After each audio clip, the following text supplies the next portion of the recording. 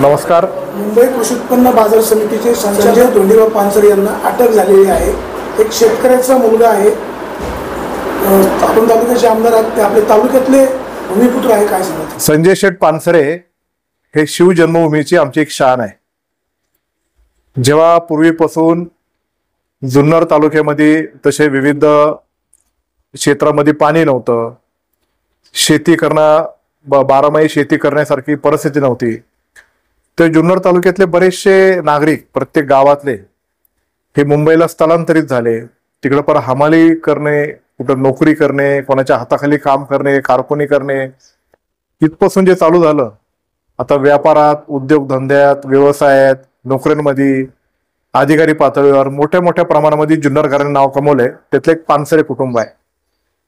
नारायण शेठ पानसरे यांनी व्यापारामध्ये खूप मोठं काम केलं, गावाच्या जडणघडणीमध्ये मोठं काम केलं. त्यांचे चिरंजीव संजय शेठ पानसरे आता तिथे एपीएमसीच्या फ्रूट मार्केटमध्ये जरी व्यापार करत असले तरी सुद्धा जुन्नर तालुक्यातल्या ग्रामीण भागातल्या शेतकऱ्यांना खूप मोठ्या प्रमाणामध्ये त्यांनी मदत केलेली आहे.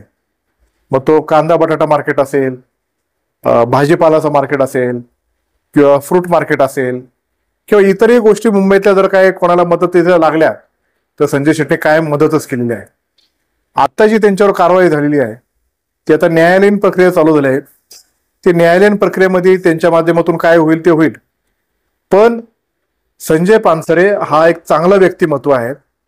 जुन्नर तालुक्यातले नागरिक आणि जुन्नर तालुक्यातले लोकप्रतिनिधी नात्याने मी संजय शेठ पानसरे यांच्या पाठीमागे उभा आहे आणि म्हणून संजय शेठ पानसरे त्यातून लवकर बाहेर पडावेत आणि आमच्या तालुक्याच्या मध्ये अजून त्यांनी समरस होऊन लोकांच्या मदतीसाठी त्यांनी जे कार्य ते पुन्हा एकदा चालू व्हावं. आणि मी तालुक्याचा लोकप्रतिनिधी म्हणून, आमदार म्हणून मला जी जी काही त्यांना मदत करता येईल ती मी करतच आलेलो आहे आणि पुढेही करत राहील.